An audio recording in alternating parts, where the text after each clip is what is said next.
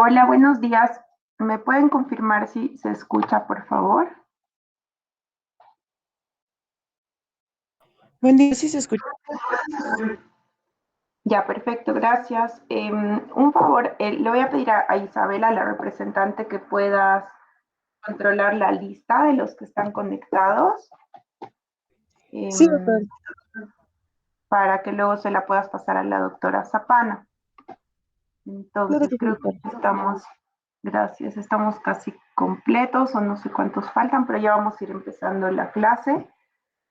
Em, Y la presentación ustedes ya la tienen disponible, entonces me confirman por favor si pueden ver la presentación. Sí se puede ver, doctora.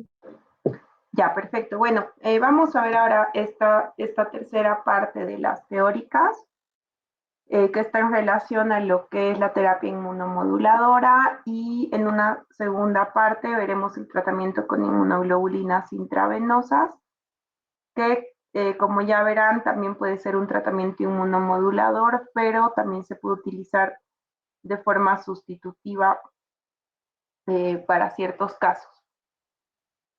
Cuando hablamos de inmunomodulación, nos referimos, como su nombre lo dice, a diferentes terapias que están destinadas a regular o modular la respuesta inmune. Esto puede ser estimulando la respuesta, inhibiéndola. Se puede estimular la respuesta de diferentes maneras, por ejemplo, con el uso de citoquinas, vacunas, como ven en pantalla, los mismos anticuerpos de los que hablaremos más adelante, policlonales, monoclonales. En el caso de citoquinas, por ejemplo, tenemos los factores estimulantes de colonias, que se suelen utilizar, por ejemplo, en casos de neutropenia de diferentes orígenes, ¿no? No solamente congénita, sino, por ejemplo, el factor estimulante de colonias que vemos acá, de granulocitos monocitos, es conocido con el nombre comercial de filgastrim y se utiliza bastante en casos de neutropenia inducida por quimioterapia en pacientes oncológicos. El interferón gamma es otra citoquina que se utiliza no como tratamiento curativo, pero que muchas veces es de utilidad en la enfermedad granulomatosa crónica, ¿no? Que es una patología que le hemos visto en la clase anterior. Hemos hablado de su diagnóstico y hemos comentado que es una deficiencia a nivel del estallido respiratorio de los fagocitos. El interferón gamma es el activador más potente de los macrófagos y puede ser de utilidad en estas patologías, ¿no? Esos como algunos ejemplos. Las vacunas también se pueden considerar dentro del tratamiento inmunoestimulante, ya que, como hemos podido ver en clases, estas pretenden estimular al sistema inmunológico con el análogo o algo muy parecido a un patógeno para generar una respuesta inmune y memoria inmunológica frente a ellas, ¿no? Luego tenemos a los anticuerpos de los que hablaremos más adelante, policlonales, los monoclonales, que ustedes ya lo han visto seguramente en sus clases con la doctora Cortés, y que en este caso los anticuerpos policlonales van dirigidos a una diana muy específica y por tanto, dependiendo cuál sea la diana, estos pueden generar una estimulación del sistema inmunológico. Otros ejemplos son inmunoproteínas, como en el caso de la adenosina por ejemplo. Este es una enzima muy necesaria para el desarrollo y maduración de los linfocitos. Y existen pacientes que tienen una deficiencia de ADA, ¿no? de esta enzima precisamente, y desarrollan una inmunodeficiencia llamada inmunodeficiencia combinada grave. Es una inmunodeficiencia bastante seria, con manifestaciones muy serias, y que con la sustitución de esta enzima se puede realizar un tratamiento, ¿no? En los casos donde este déficit es la causa. Luego tenemos a la timosina como algunos otros ejemplos. También, por otro lado, podemos inhibir al sistema inmunológico, ya sea con el uso de interferones antiinflamatorios, como el interferón beta, TGF-beta, como algunos ejemplos. Aquí se incluyen las vacunas para alergenos, que si bien son denominadas vacunas, en realidad son un tratamiento de desensibilización con un alergeno conocido en el que se van introduciendo de cantidades muy pequeñitas hasta cantidades más altas del alergeno en el paciente para irlo desensibilizando, ¿no? Entonces se considera una terapia de este tipo. Los mismos anticuerpos policlonales, como ya lo veremos, utilizados a dosis altas, pueden actuar con un mecanismo inmunomodulador o antiinflamatorio, ¿no? Como mencioné en la tabla, los anticuerpos monoclonales, que ya les decía, dependerá de cada diana. Algunas otras proteínas, como por ejemplo el C1 inhibidor, que es una proteína reguladora, y que en algunos pacientes que desarrollan el angioedema hereditario se encuentra deficiente. Estos pacientes tienen un angioedema espontáneo y se puede utilizar el C1 inhibidor para suplir esta deficiencia y tratar este angioedema, ¿no? Luego están los típicos fármacos inmunosupresores que están mencionados en pantalla, como corticoides, antihistamínicos y otros inmunosupresores de los que iremos hablando ahora. En cuanto a las citoquinas que pueden ser utilizadas como estimulantes, ya les daba algunos ejemplos. Tenemos también a la interleuquina 2, que se ha utilizado en algunos tipos de cáncer o en el SIDA. Es un potente estimulante de los linfocitos T.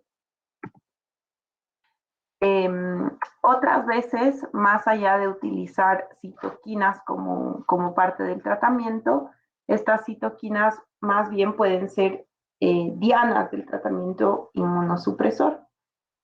Es así que, por ejemplo, el TNF-alfa, que se ha estudiado bastante dentro del contexto de la artritis reumatoide como principal citoquina implicada en todo este proceso, es una citoquina proinflamatoria que participa en todo el proceso fisiopatológico de la artritis, no solo el reumatoide, sino de otros tipos de artritis de origen inmunológico. Se ha utilizado como diana para bloquear esta citoquina con fármacos como por ejemplo el etanelcept, que es un anti-TNF, el infliximab y otros que utilizan esta misma diana con muy buenos resultados, ¿no? Luego se tiene otras dianas como el interleuquina 1, también es una potente citoquina proinflamatoria y se puede utilizar fármacos como anakinra, que es un bloqueante en este caso de interleuquina 2, ¿no? Y así otros ejemplos, aquí vemos otros ejemplos de las moléculas de coestímulo, por dar un ejemplo más. Aquí podemos ver cómo se puede generar esta inhibición del TNF-alfa, ya sea con anticuerpos monoclonales o con otro tipo de inmunoproteínas. El TNF-alfa, como les decía, es una citoquina sumamente importante en el proceso de artritis reumatoide.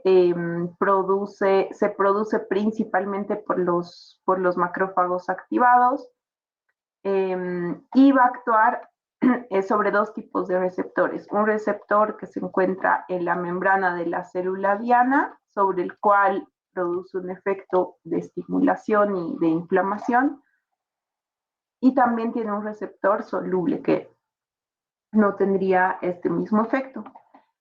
Lo que se hace con estos fármacos es bloquear al TNF-alfa, que es una molécula soluble. En el caso del infliximab es un anticuerpo monoclonal anti-TNF, que al ir capturando todo el TNF soluble impediría que este se una a cualquiera de sus receptores, sobre todo al de membrana, y por tanto no habría este estímulo. En el caso del etanercept no es un anticuerpo monoclonal, es una proteína de fusión que es un análogo del TNF, del receptor de TNF soluble, pero que de la misma forma puede capturar al TNF para evitar que se una a sus receptores, ¿no? Existen muchísimas dianas para generar un efecto antiinflamatorio. Aquí les muestro algunos otros ejemplos. Esto que ven en pantalla es lo que se conoce como la sinapsis inmunológica, que es ese contacto, esa comunicación que existe entre nuestra célula presentadora de antígeno y el linfocito T. Sabemos que la presentación antigénica se hace por medio del MHC, el péptido que está siendo presentado y el TCR correspondiente en el linfocito T. Sin embargo, van a existir una serie de otras moléculas llamadas moléculas coestimuladoras.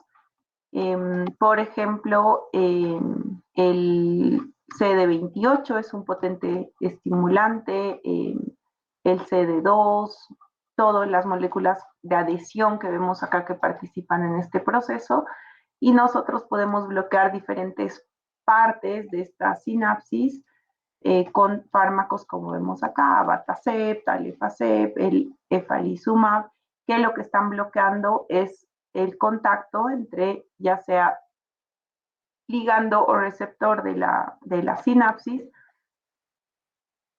para de alguna forma frenar la respuesta inmunológica. Por otro lado, tenemos a los fármacos llamados fármacos citostáticos. Estos son fármacos que lo que hacen es frenar la proliferación celular, lo hacen de diferentes formas, con diferentes mecanismos, y estos son fármacos que generalmente en algunos casos se van a utilizar para evitar el rechazo de trasplante, por ejemplo, son muy utilizados en este ámbito, pero también existen otros citostáticos que se utilizan en el tratamiento oncológico. Sin embargo, cuando utilizamos estos fármacos a dosis más bajas que en terapias oncológicas, también podemos generar un efecto inmunosupresor, ¿no? Entonces, aquí en la pantalla tenemos nuevamente la sinapsis inmunológica con lo que es una célula presentadora, su MHC, TCR, el linfocito T helper en este caso, y algunos ejemplos de fármacos como el muromomab, la ciclosporina, el mismo tacrolimus, que más adelante veremos su mecanismo, que pueden bloquear el estímulo del linfocito T, ¿no? De la misma forma, vemos algunos fármacos que inhiben a esta citoquina tan importante que les comentaba, que es la interleuquina 2, y al inhibir a la interleuquina 2 frenan la proliferación linfocitaria. Aquí tenemos como ejemplo el daclizumab, basiliximab, el sirolimus, y otros citostáticos van a actuar directamente en las diferentes fases de división celular. Aquí tenemos algunos ejemplos de citostáticos bastante utilizados como tratamiento inmunosupresor, por ejemplo, en enfermedades autoinmunes, en trasplante. Por ejemplo, el micofenolato mofetilo es un fármaco que se utiliza con bastante frecuencia en los esquemas de tratamiento del lupus eritematoso sistémico y de otras patologías autoinmunes, generalmente como un tratamiento o terapia de mantenimiento, ¿no? En las patologías autoinmunes podemos utilizar, según la afectación del paciente, a veces una terapia más agresiva, por decirlo de alguna forma, en las fases iniciales, por ejemplo, con ciclofosfamida o con corticoides a dosis altas, y luego utilizar una terapia de mantenimiento, ¿no? Que suele incluir el micofenolato, la satioprina. El sirolimus es bastante utilizado en inmunosupresión en casos de trasplante, ya sea en el acondicionamiento del trasplante o en el mantenimiento. La leflunomida en casos de artritis. y bueno, tienen muchas aplicaciones, ¿no? Aquí vemos algunas indicaciones, como les decía. Muchos de estos fármacos, más allá de la patología autoinmune, como pueden ver, se utilizan en protocolos de trasplante y también en patologías autoinmunes. Hay un grupo de inmunosupresores conocidos como los inhibidores de la calcineurina. Aquí tenemos como representantes los más utilizados, la ciclosporina y el tacrolimus. Estos fármacos van a actuar por un mecanismo de, como lo dice su nombre, inhibición de una proteína que es la calcineurina, que resulta importante en la transducción de señales a nivel linfocitario. Entonces, cuando nuestro linfocito T recibe algún tipo de estímulo, deben transducirse una serie de señales para activar factores de transcripción y que se genere una señal de activación, como por ejemplo la secreción de interleuquina 2. En todo este proceso hay una serie de proteínas intracelulares, dentro de ellas un complejo que es conocido como la calcineurina calmodulina, que requieren de estar acopladas para poder enviar este tipo de señales. Lo que hace la ciclosporina y el tacrolimus es unirse a este complejo y frenar su activación, por tanto, frenan la activación de los linfocitos T. Aquí tenemos algunas indicaciones. Muchos de estos fármacos también se utilizan en el rechazo de trasplante. También, como les decía, en fases iniciales de una enfermedad autoinmune, un tratamiento más intenso, o también como mantenimiento se puede utilizar la ciclosporina. En el tacrolimus se utiliza en enfermedades dermatológicas, rechazo de trasplante y otras enfermedades renales de origen autoinmune también con bastante frecuencia. No sé si hasta aquí tienen alguna pregunta.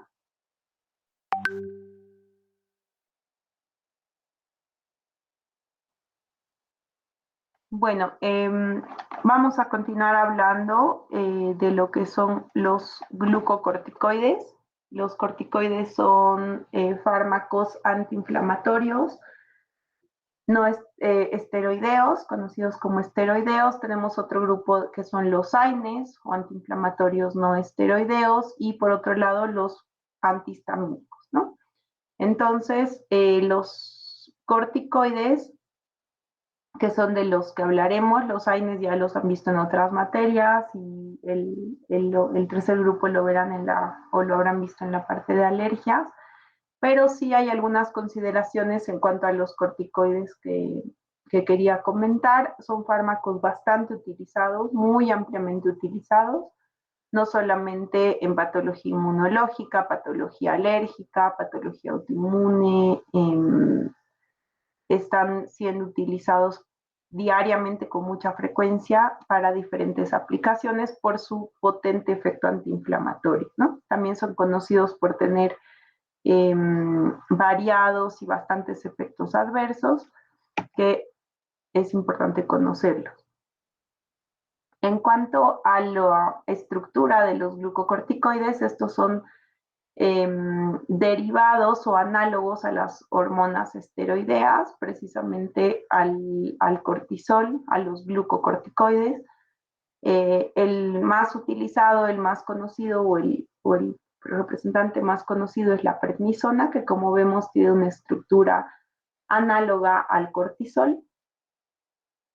Sin embargo, existen muchos tipos de corticoides, cada uno con diferentes tiempos de acción y duración del efecto, ¿no? Es así que tenemos corticoides de acción rápida, de acción media, de acción larga. Existen incluso corticoides de depósito que pueden irse liberando por varios meses. Y un aspecto importante es que cuando decidamos utilizar un corticoide, elijamos aquel que sea más adecuado para el efecto que queremos generar. Por ejemplo, un corticoide de acción rápida, como la hidrocortisona, que va a llegar a su pico muy rápido y este efecto también va a desaparecer en un tiempo relativamente corto, puede ser útil, por ejemplo, cuando estamos ante una crisis asmática, ¿no? Durante una crisis asmática se, se requiere una acción muy rápida, ¿no? Entonces, en ese caso, elegiremos un corticoide como la hidrocortisona y de administración intravenosa para que su acción sea lo más rápida posible, ¿no? Lo mismo en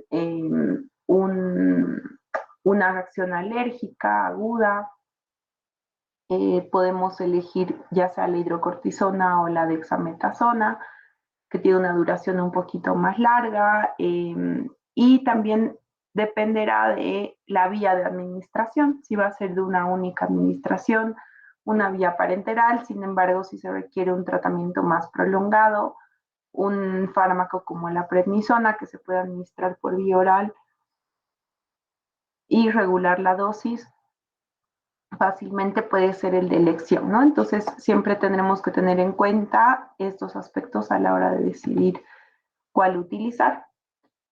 En cuanto al mecanismo de acción, los esteroides sabemos que actúan a nivel intranuclear, ¿no? No solamente intracelular, sino dentro del núcleo. En el citoplasma tenemos los receptores de esteroides que están acoplados a una proteína de choque térmico. Cuando el esteroide ingresa y se une a su receptor, este se disocia de esta proteína y el complejo esteroide receptor puede ingresar al núcleo. Una vez que ingresa al núcleo celular, este receptor junto con el esteroide puede acoplarse a un elemento regulador a nivel de factor de transcripción para ya sea activar o inhibir la transcripción de genes. En este caso, los esteroides pueden actuar sobre múltiples y variados genes. Principalmente van a activar la transcripción de genes de proteínas antiinflamatorias o inhibitorias, como el TGF-beta y otros, pero también pueden inhibir la transcripción de genes por diferentes mecanismos, ¿no? Ya sea uniéndose al promotor, disminuyendo la transcripción de factores de transcripción, etcétera, ¿no? Entonces, van a afectar de manera inhibitoria a los genes proinflamatorios y pueden estimular la transcripción de genes más bien antiinflamatorios. Su efecto final va a ser antiinflamatorio, un antiinflamatorio muy potente, ya que actúa tanto a nivel de citoquinas, pero también a nivel de prostaglandinas y leucotrienos, como lo hacen los AINES. Genera una redistribución leucocitaria, es bastante frecuente que se produzca una leucopenia, que además disminuyan las moléculas de adhesión, generando menor efecto inflamatorio.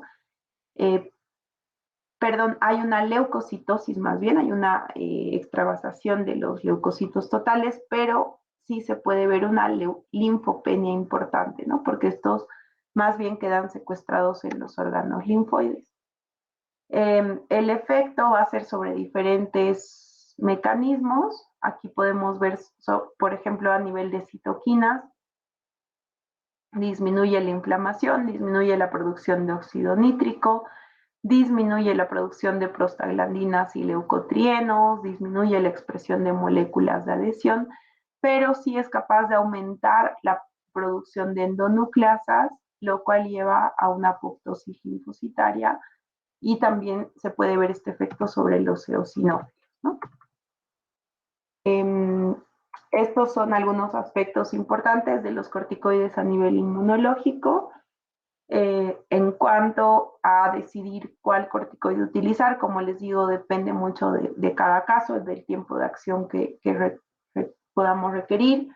Existen esquemas de tratamiento donde se utilizan bolos de esteroides a dosis muy altas en etapas iniciales y luego dosis de mantenimiento posteriormente.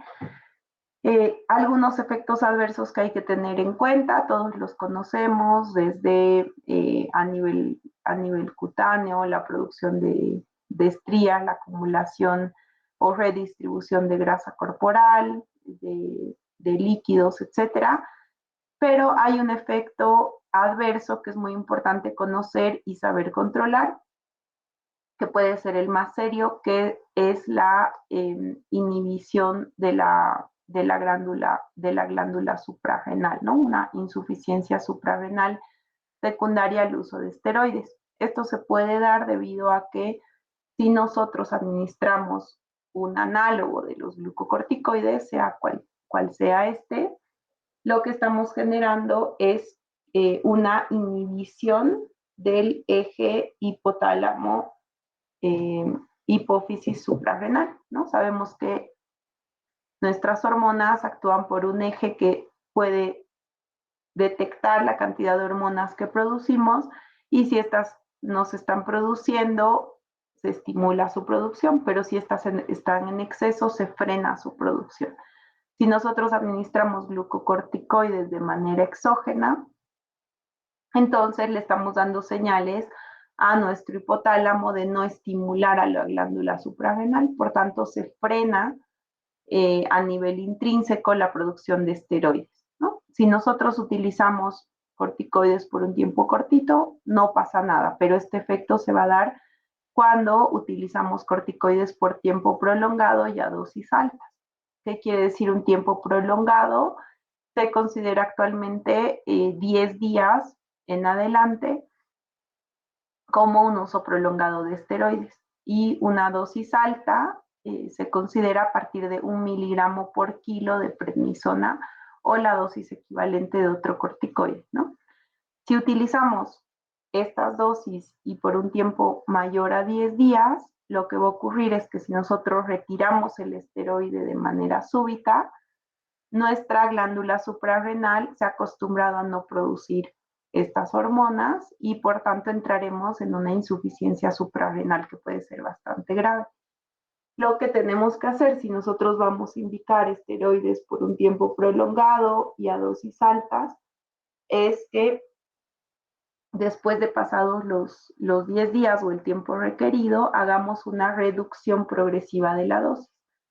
Si, por ejemplo, mi paciente tomaba 2 miligramos por kilo por día, iré bajando 0,5 miligramos por kilo cada tercero, cada quinto día, progresivamente hasta retirar el fármaco, ¿no? De esta manera se irá reponiendo paulatinamente la producción de cortisol por mi propia suprarrenal y evitaremos este efecto adverso. Bueno, vamos a retomar un poquito la parte de inmunización pasiva para poder hablar de algunos otros tipos de terapia, pero antes no sé si tienen alguna pregunta.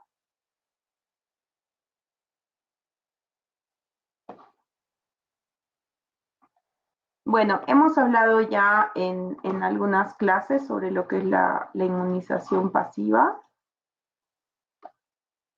Aquí podemos verlo en pantalla. Hemos hablado de una forma de inmunización activa, que son las vacunas o infecciones previas, que ya lo hemos tocado. Y también habíamos comentado de la inmunización pasiva, que consiste en administrar a un paciente algún tipo de protección inmunológica, generalmente por la administración de anticuerpos, ya sea de manera natural, por la lactancia materna o por el paso de la IgG por la placenta, pero esto también lo podemos hacer de manera artificial, ¿no? Con la administración de anticuerpos, ya sea en forma de plasma, este puede ser en forma de plasma convaleciente o hiperinmune, o en forma de inmunoglobulinas purificadas. Estas inmunoglobulinas purificadas también pueden ser polivalentes o hiperinmunes, ¿no? Y ahora vamos a ir desarrollando cada uno de estos. Para empezar, todo este tema de la inmunización pasiva fue desarrollado ya por los años 1901 por este investigador que en su momento se ganó el premio Nobel por el desarrollo de la antitoxina diftérica. Esto lo hacían inmunizando animales, en este caso caballos, con la toxina de la difteria y obteniendo del suero una antitoxina que se podía administrar en casos de difteria, que en esa época era bastante frecuente. Esta estrategia demostró que se podía, que era posible una estrategia de inmunización pasiva y actualmente se siguen aplicando de diferentes formas, tanto con la propia antitoxina diftérica, la inmunoglobulina antirrábica, antitetánica, la inmunoglobulina anti-D que se utiliza en la incompatibilidad materno-fetal y otros casos como vemos en pantalla. En cuanto a lo que es el plasma convaleciente y el plasma hiperinmune, seguramente han escuchado hablar mucho de esto a lo largo de la pandemia, cuando todavía no teníamos disponibilidad de las vacunas, se hablaba mucho de estas estrategias donde existía un donante de plasma que estaba en fase convaleciente o en fase de recuperación de su enfermedad, y se podía utilizar su plasma para administrarse al otro paciente que todavía estaba cursando COVID. Sobre todo se buscaba esto cuando los pacientes estaban ya con dificultad respiratoria o alguna afectación respiratoria importante, ¿no? Bueno, vamos a explicar un poquito en qué consiste el plasma convaleciente. Es bastante sencillo, simplemente consiste en que el donante, que tiene que ser un paciente que ha cursado la enfermedad y que se está recuperando, ya sea de COVID o de otra patología, y que tiene la cantidad suficiente de anticuerpos neutralizantes, actúe como donante de plasma, ¿no? Es una simple donación de plasma que se obtiene por plasmaféresis y este plasma se administra en el paciente enfermo como una transfusión de plasma. Eso es el plasma convaleciente. Cuando hablamos de plasma hiperinmune, tenemos que recordar que el plasma, en este caso el plasma de este donante, no contiene solamente anticuerpos anti-SARS-CoV-2, sino que va a contener una mezcla de muchos anticuerpos que el paciente ha ido produciendo a lo largo de su vida y que están dirigidos a muchos otros patógenos eh, a los que se ha ido enfrentando en su vida. Obviamente se busca que tenga una cantidad rica de anticuerpos anti-SARS-CoV-2, pero en realidad estamos administrando todo ese plasma. Además, este plasma no solamente contiene anticuerpos, sabemos que el plasma contiene otras proteínas, incluyendo factores de coagulación, citoquinas, proteínas del complemento y muchas de ellas citoquinas o proteínas del propio proceso inflamatorio, ¿no? Entonces, hay que tener en cuenta que cuando administramos el plasma estamos administrando todo esto. ¿Qué es el plasma hiperinmune? El plasma hiperinmune va a requerir un proceso adicional en el cual de todo este plasma que yo he obtenido voy a rescatar las inmunoglobulinas que me interesan, es decir, los anticuerpos, en este caso anti-SARS-CoV-2. Esto va a requerir todo un proceso de purificación en el cual yo voy a elegir la parte de los anticuerpos que me interesan, ¿no? Entonces, el plasma convaleciente, como ven, es algo muy diferente al plasma hiperinmune. Se denomina justamente plasma hiperinmune porque contiene una cantidad alta de estas inmunoglobulinas que nos interesan en este caso. En cualquiera de los casos se puede administrar como una terapia de inmunización pasiva, ¿no? Por otro lado, el plasma se considera una fuente muy importante de una serie de proteínas.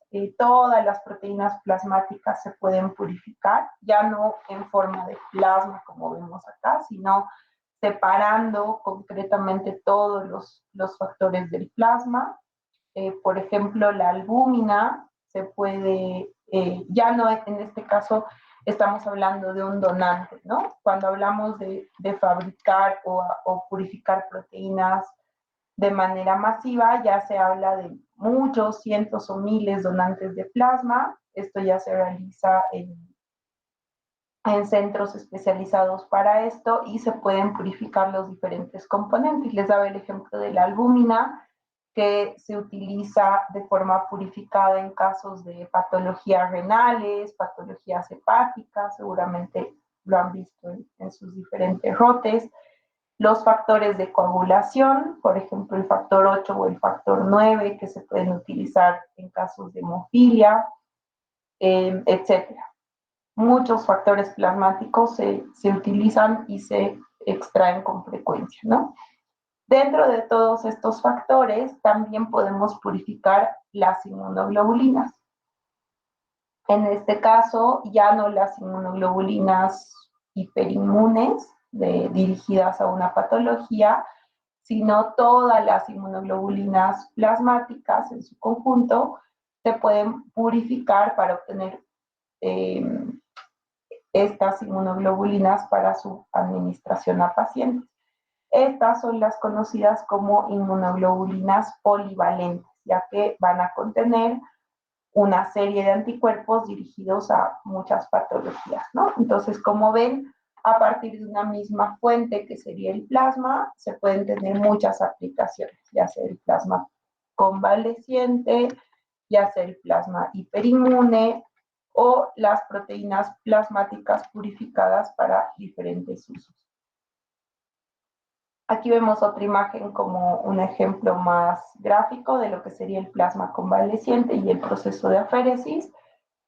Ella es una paciente que se estaría recuperando de COVID, pero que se encuentra en una fase donde todavía tiene suficientes anticuerpos anti-SARS-CoV-2 capaces de neutralizar al virus, ¿no? Y este es un paciente que, como vemos, se encuentra internado con compromiso respiratorio y que requiere de estos anticuerpos. Lo que se hace es que esta paciente se va recolectando su sangre y en un proceso de aféresis que más adelante o en la clase de mañana tenemos una parte donde hablamos de esto. En este proceso se separa básicamente la parte plasmática de la parte celular, y la parte plasmática, por medio de unos filtros, se separan las células, pero se obtiene el plasma con todas las proteínas que puedan atravesar estos filtros, como anticuerpos, citoquinas, todo lo que comentaba. La parte plasmática se colecta para ser administrada al receptor, ¿no? Y la parte celular retorna al paciente junto con el volumen de líquido que se le ha extraído por medio del plasma. Este proceso se conoce como aféresis o plasmaféresis, este paso de separación de la parte plasmática, de la parte celular de la sangre. El plasma ya puede ser administrado en el paciente. Obviamente, en este proceso de transfusión hay que tener en cuenta el grupo sanguíneo y otros requisitos preventivos, ¿no? Para evitar transmitir otras enfermedades infecciosas o reacciones adversas en el paciente. Entonces, este es el proceso del plasma convaleciente. Como les decía, es importante conocer la diferencia entre plasma convaleciente y plasma hiperinmune, ¿no? Por otro lado, ya podemos hablar de las inmunoglobulinas purificadas. Las inmunoglobulinas se consideran hemoderivados que se van a preparar, como les decía, estoy hablando ya de las inmunoglobulinas purificadas, ¿no? Estas se van a preparar a partir de plasma de miles de donantes, muchas veces o cerca de 1000. Es un proceso bastante delicado, donde se tiene que ir fraccionando en varias etapas. Se utiliza comúnmente un método que se conoce como método de Kohn, donde se obtiene todas las inmunoglobulinas de los donantes de plasma, sin importar a qué estén dirigidas. Por eso se denominan, como les decía, inmunoglobulinas polivalentes. Estas inmunoglobulinas en su gran mayoría van a ser IgG y están dirigidas a múltiples dianas. Se requieren muchas etapas de purificación, muchos pasos de control, justamente para evitar la transmisión de enfermedades infecciosas. Se requiere muchos procesos de purificación que hace que estos fármacos sean bastante costosos, ¿no? Existen preparaciones, clásicamente las inmunoglobulinas se administraban por vía intramuscular, actualmente está descontinuado su uso por los efectos adversos que tenía. Actualmente se utilizan por vía intravenosa o subcutánea, pero es importante saber que un preparado que está hecho para administración intravenosa no se puede administrar por vía subcutánea y viceversa, ¿no? Las inmunoglobulinas polivalentes se pueden administrar de dos formas, ya sea para reponer las inmunoglobulinas que un paciente no produce, esto se conoce como terapia de reposición o terapia sustitutiva, y se da generalmente en casos de inmunodeficiencias humorales. No produce sus propios anticuerpos por cualquier motivo. Generalmente son inmunodeficiencias primarias, pero también se pueden administrar en casos de inmunodeficiencias secundarias de cualquier tipo, donde el paciente no produzca una cantidad adecuada de anticuerpos, ¿no? Entonces, la terapia de sustitución consiste simplemente en reponer al paciente lo que no produce. Pero por otro lado, también se pueden utilizar estas inmunoglobulinas como un tratamiento inmunomodulador. Eso lo veremos en la clase de mañana, en qué consiste este tratamiento inmunomodulador y cuál es su mecanismo. Pero básicamente para generar este efecto inmunomodulador yo tengo que administrar las inmunoglobulinas a dosis más altas, ¿no? Se utilizan dosis mucho más altas y hay diferentes mecanismos por los que estas pueden generar un efecto inmunomodulador. Por otro lado, como estamos hablando de anticuerpos que están dirigidos a diferentes patógenos, también se pueden utilizar en la profilaxis de enfermedades infecciosas. Es decir, si yo he estado en contacto con algún patógeno potencialmente infeccioso, por ejemplo, por un pinchazo accidental y demás, se pueden administrar estas inmunoglobulinas para prevenir este proceso. Sin embargo, las inmunoglobulinas polivalentes, como les decía, tienen lo que es una mezcla de anticuerpos a diferentes patógenos de profilaxis de infecciones. Se prefiere utilizar las inmunoglobulinas hiperinmunes, que ya serían específicas de cada patógeno en concreto, ¿no? Esa es la diferencia. Las polivalentes son una mezcla de anticuerpos con múltiples especificidades y las hiperinmunes son, al igual que les hablaba en el plasma hiperinmune, las inmunoglobulinas hiperinmunes son proteínas purificadas pero dirigidas a una diana en concreto. Esta imagen es nada más para que vean lo complejo del proceso de purificación de inmunoglobulinas. Tiene varias fases. En este artículo, por ejemplo, hablan de del perfeccionamiento de un método de separación de inmunoglobulinas para mejorar el rendimiento, pero lo que me interesa es que vean que hay múltiples pasos que preparados comerciales de inmunoglobulinas a nivel mundial en otros países. En nuestro país solamente tenemos disponibles algunas como Octagam,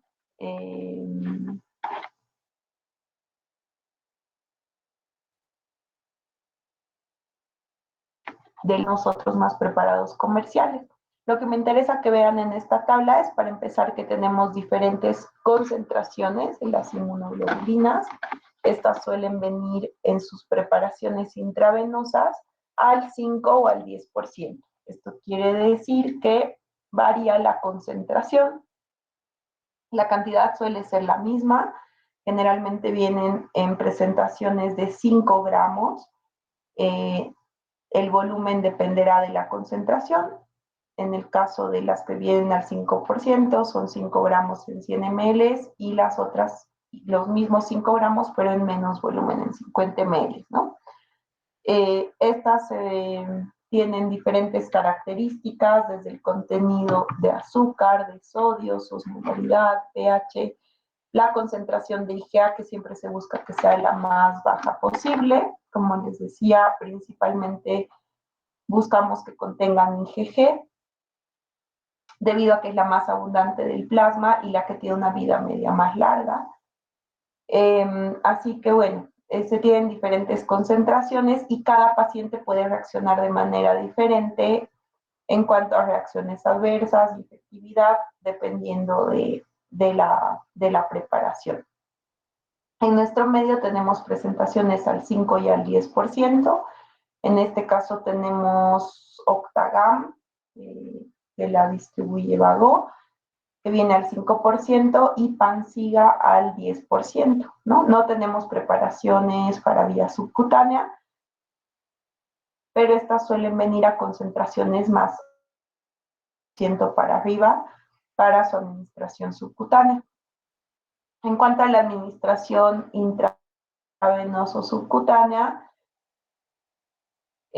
preferir la administración subcutánea, por ejemplo, en casos de pacientes con inmunodeficiencia primaria que requieren una reposición de anticuerpos de por vida y que se pueden beneficiar de una administración incluso a nivel domiciliario. La inmunoglobulina intravenosa es la más utilizada, la que en nuestro medio tenemos disponible. También se puede administrar con facilidad, pero se tienen que tener ciertas precauciones o cierto conocimiento de algunos factores que tener en cuenta a la hora de administrarlas. Para empezar, la dosis, que ya hablaremos según el efecto que queramos, la dosis será diferente, pero además estas se tienen que administrar de forma lenta y progresiva. Se suele utilizar una bomba de infusión, donde podemos calcular la velocidad de infusión de acuerdo al peso del paciente, una vez que conozcamos la dosis total, y esta se va administrando a una velocidad de infusión muy lentita por los primeros 30 minutos. Se van vigilando signos vitales, reacciones adversas, para ir incrementando progresivamente la velocidad de infusión hasta llegar al máximo posible, ¿no? De esta manera podemos evitar la mayoría de efectos adversos. Los más frecuentes suelen ser reacciones alérgicas, pero también pueden haber otros más serios, ¿no? Como casos de trombosis, por ejemplo, si el paciente no está bien hidratado. Entonces hay que tener también estas precauciones de que el paciente esté con una buena diuresis horaria, que haya estado bien hidratado las horas previas, el control de los efectos adversos, y en algunos casos hay algunas escuelas que prefieren la premedicación antes de administrar estos fármacos, premedicar con una dosis de corticoide, de antihistamínico e incluso de paracetamol para evitar efectos adversos comunes, ¿no? Como la fiebre o reacciones alérgicas. No es obligatoria la premedicación, más dependerá de la decisión de cada uno o de cada escuela. En cuanto a las aplicaciones, como les decía, estas pueden ser de manera sustitutiva cuando queremos reemplazar la deficiencia de anticuerpos, ya sea primaria o secundaria. Por ejemplo, en algunos casos de inmunodeficiencia por VIH, donde el paciente ya se encuentra en fase de SIDA, se puede ver afectada la producción de anticuerpos, igualmente en patologías oncológicas que han usado quimioterapia y demás. En realidad, en cualquier inmunodeficiencia, ya sea primaria o secundaria, donde se ve afectada la producción de anticuerpos, puede utilizar las inmunoglobulinas a dosis sustitutiva. La dosis sustitutiva va en este rango de 200 a 800 miligramos por kilo por dosis, y la administración se realiza cada 21 a 30 días. Cuando se trata de una inmunodeficiencia primaria, esto será de manera permanente, es decir, de por vida. Y si se trata de una inmunodeficiencia secundaria, dependerá del tiempo que el paciente se vea afectado. Por otro lado, el otro tipo de aplicación es la terapia inmunomoduladora.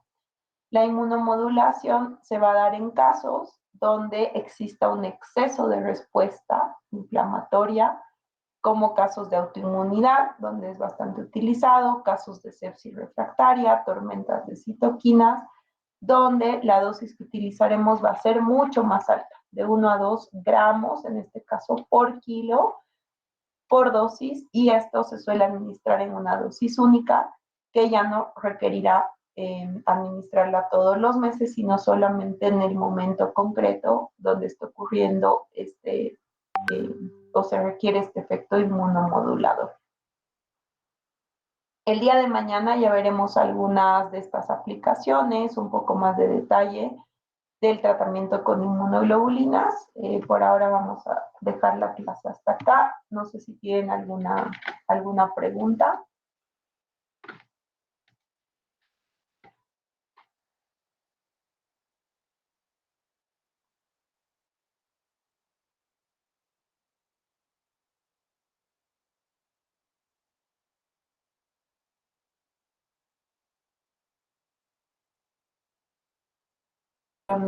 De acuerdo,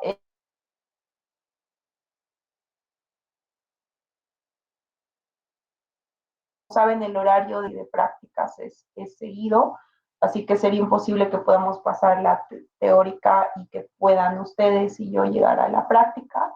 Por tanto, la clase práctica, tanto de hoy y mañana, también la vamos a hacer de manera virtual.